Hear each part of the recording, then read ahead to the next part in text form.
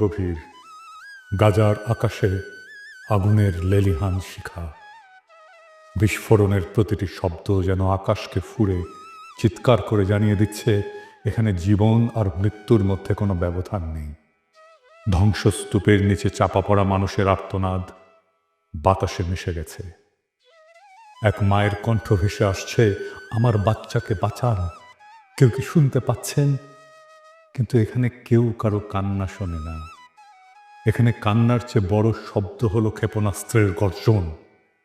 ইফতারের পর ক্লান্ত শরীরে একটু বিশ্রামের আশায় যে পরিবার শুয়ে পড়েছিল, কয়েক সেকেন্ডের ব্যবধানে তারা ধূলিসাৎ হয়ে গেল। একটি শিশুর ছোট্ট হাত ধ্বংসস্তূপের নিচ থেকে বেরিয়ে আছে, কিন্তু তার শরীরের আর কোনো অংশ নেই। এটা যুদ্ধ না, এটা নিছক প্রতিরোধের বিরুদ্ধে লড়াই না, এটা একপাক্ষিক গণহত্যা। ইসরায়েল এবং হামাসের মধ্যে যুদ্ধবিরতি বলবৎ ছিল। বিশ্ব আশায় ছিল হয়তো কিছুটা শান্তি আসবে, কিন্তু শান্তি আসেনি, বরং নতুন রক্তপাত শুরু হলো।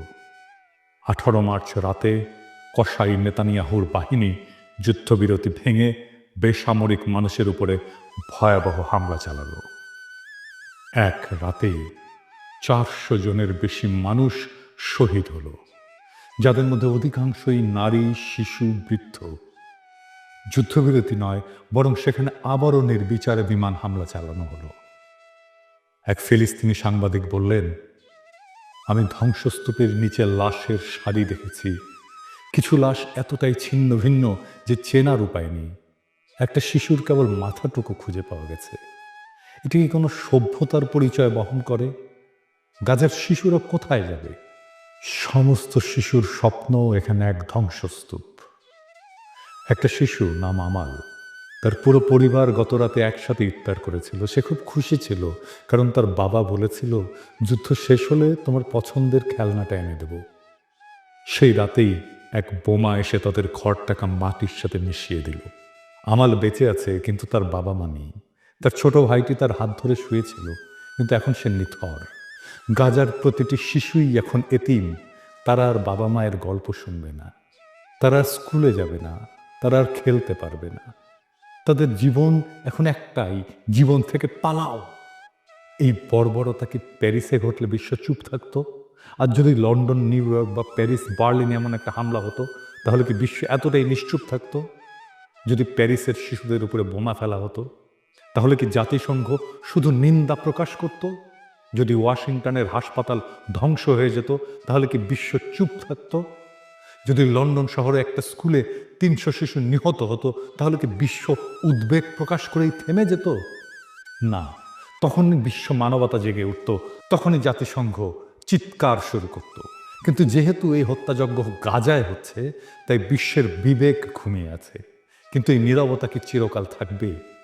একজন বাবা তার মৃত সন্তানের নিথর দেহের পাশে বসে আছে।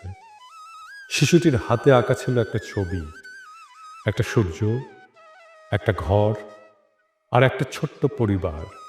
কিন্তু সেই ঘর এখন ধ্বংস হয়ে গেছে। সেই বাবা এখন নিঃস্ব।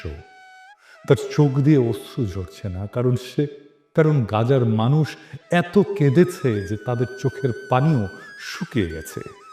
তিনি শুধু একটাই প্রশ্ন করেছেন, কবে থামবে এই গণহত্যা? ইসরায়েল কি চায়?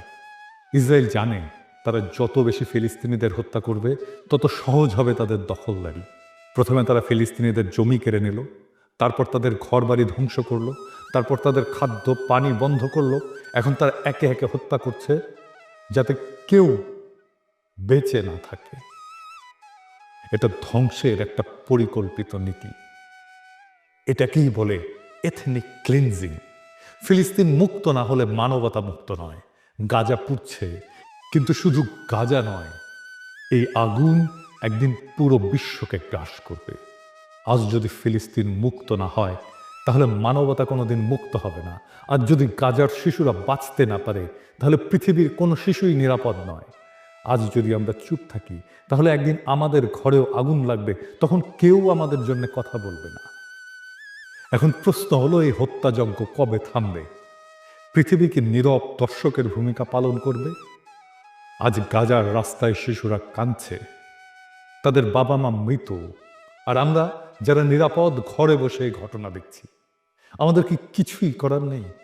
অন্তত কণ্ঠ তো তোলা যায়। বিশ্বজুড়ে সাধারণ মানুষ সোচ্চার হচ্ছে, কারণ গাজার মানুষ শুধু একটা জিনিস চায়, জীবন।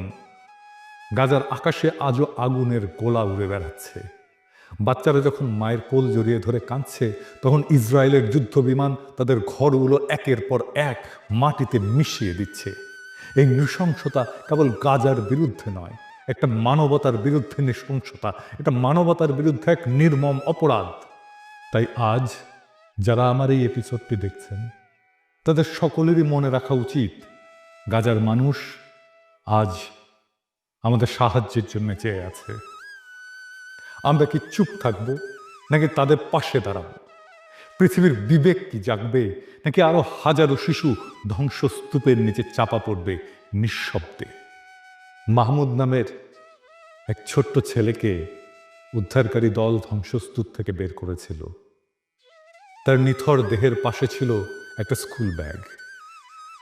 ব্যাগের ভেতরে লেখা একটা ছোট্ট চিঠি, আম্মু, যুদ্ধ কখন শেষ হবে? আমি কি বড় হতে পারবো? আমি ডাক্তার হতে চাই। এই চিঠির উত্তর কে দেবে? ইসরায়েল, আমেরিকা, জাতিসংঘ, নাকি সেই বিশ্ব যারা শুধু চোখ বন্ধ করে রাখে? মাহমুদ আর বড় হবে না। গাজার ফাতেমা আর কখনো লাল জামা পরবে না। এই ধ্বংসস্তূপের নিচে চাপা পড়েছে শুধু গাজার মানুষ নয়, চাপা পড়েছে বিশ্ব মানবতা। যদি আজ ফিলিস্তিন মুক্ত না হয়, তবে পৃথিবীর কোনো মানুষই মুক্ত নয়। যদি এক জাতিকে নিশ্চিহ্ন করা যায়, যদি শিশুদের নির্বিচারে হত্যা করা যায়, যদি কারো ভূখণ্ড দখল করে পুরো একটা জনগোষ্ঠীকে শরণার্থী বানিয়ে ফেলা যায়, আর বিশ্ব কিছুই না বলে, তবে সেই বিশ্বে একদিন কেউ নিরাপদ থাকবে না। ফিলিস্তিনের লড়াই শুধু ফিলিস্তিনিদের নয়, এটা পুরো মানবতার লড়াই। কিন্তু একদিন সেই ধ্বংসস্তূপের নিচ থেকে যেদিন নতুন ফিলিস্তিন জন্ম নেবে, যেদিন প্রতিটি শহীদ শিশুর নাম স্মরণ করা হবে, যেদিন মানবতা আবার মাথা তুলে দাঁড়াবে, সেদিন আমরা গলা উঁচিয়ে বলবো, ফিলিস্তিন মুক্ত হয়েছে। আর সেদিনই মানবতা মুক্ত হবে। ফিলিস্তিনের স্বাধীনতা ছাড়া আমাদের স্বাধীনতা অর্থহীন। একদিন ঠিক ফিলিস্তিন মুক্ত হবে। একদিন সূর্যের স্বপ্নের শান্তির ভোর আসবে। একদিন পৃথিবীর মাটি, আকাশ, বাতাস মধুময় হবে। সেই দিনের অনাগত প্রজন্ম আমাদের অক্ষমতাকে, আমাদের কাপুরুষতাকে, আমাদের স্বার্থপরতাকে ক্ষমা করো। হে মহান সৃষ্টিকর্তা, তুমি আমাদের ক্ষমা করো। তুমি বৃথাই আমাদের শক্তি দিয়েছিলে। এই দীনতা, এই কাপুরুষতা, এই অক্ষমতার দায় আমরা নিলাম। Free, free, free Palestine. No more murder, no more lies. ইনকিলাব জিন্দাবাদ।